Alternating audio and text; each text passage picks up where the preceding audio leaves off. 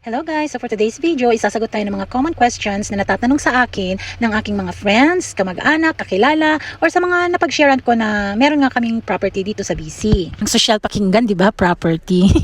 Alam nyo guys, I think sa mga Canadians or sa mga citizen na ng Canada, mapa-Canadian man yan or mga iba-ibang nationality, it's normal for them na bumili ng small land or land na pagtatayuan ng kanilang future one day. And ganun nga yung aking in-laws at ang aking asawa. So, back 20 years ago nga is nabili nila tong land na to and payable nga in 20 years. And luckily, tapos na yung 20 years na yun, ayan, wala na silang utang. So, ibig sabihin, kanilang-kanila na nga itong land na to. At ito nga ay 1.1 acres. Kaya nga dito sa lugar namin, kung makikita ninyo ay ang lalayo ng mga kapitbahay namin. Kasi bawat household ay parang yun yung minimum na kanilang lot. Like 1 acre, 1.2 acres, yung iba nga dyan 1.5 acres.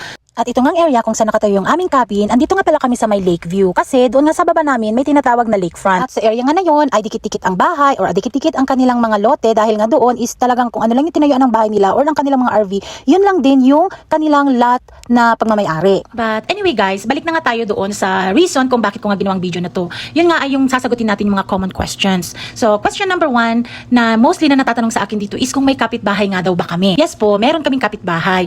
At gaya nga ng nasabi ko, dahil nga ang pagitan ng bawat household dito ay 1.1 acre, 1.5 acres ang difference, kaya yung mga kapitbahay namin ay medyo malalayo sa amin. At para nga sa ating second question, ang tanong nila ay kung meron nga daw bang electric power dito. Yes po, meron na kaming electricity dito. Kaso nga lang, itong aking asawa at ang aking dad-in-law ay hindi pa nag-decide na mag-connect sa sa linya ng kuryente.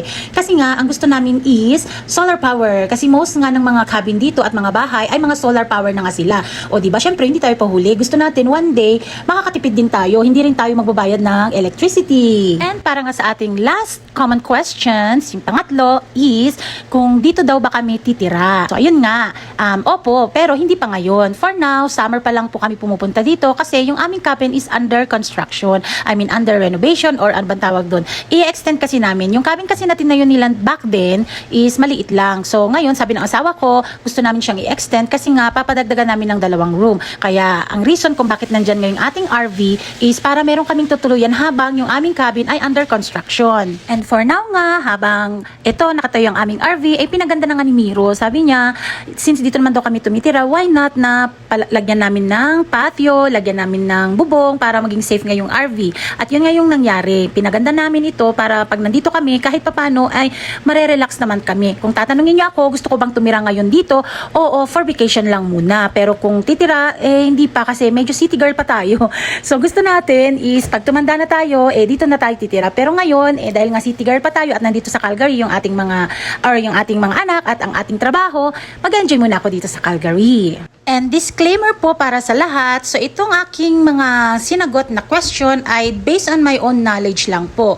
So hindi ko alam kung meron kayong idea about sa sinabi ko, sa mga nasagot kong tanong, pero ito ay para lang po sa aking own idea na natanong ko sa aking asawa, sa aking dad-in-law at sa mga kakilala nila na nakatira din doon. Alam nyo naman yung aking dad-in-law Marites din yun. So maraming mga kaibigan yun doon. Lagi kaya yun doon sa may Shell station at grocery store kung saan siya nagkakape. Marami kayang kaibigan yun doon. Kaya syempre, maraming nakakalap yun ng mga Marites, di ba? Mga kachismisan doon sa lugar na yun. So yun lamang po ay based sa aking kaalaman.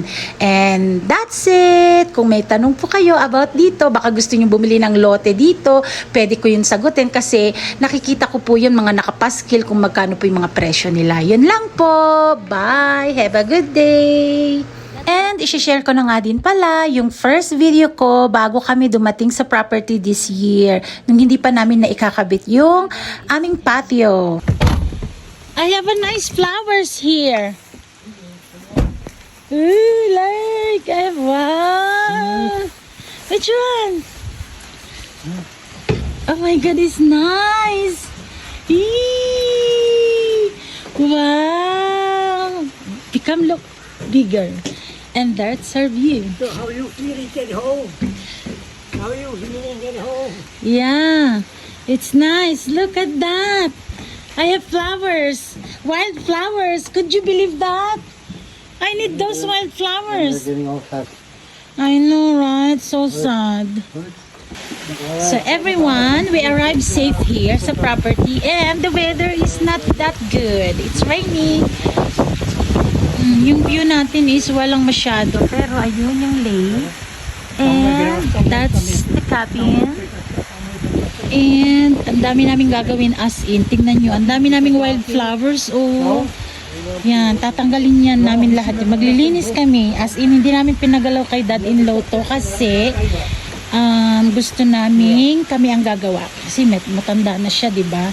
So, isa-set up natin dito yung ating patio furniture from Calgary.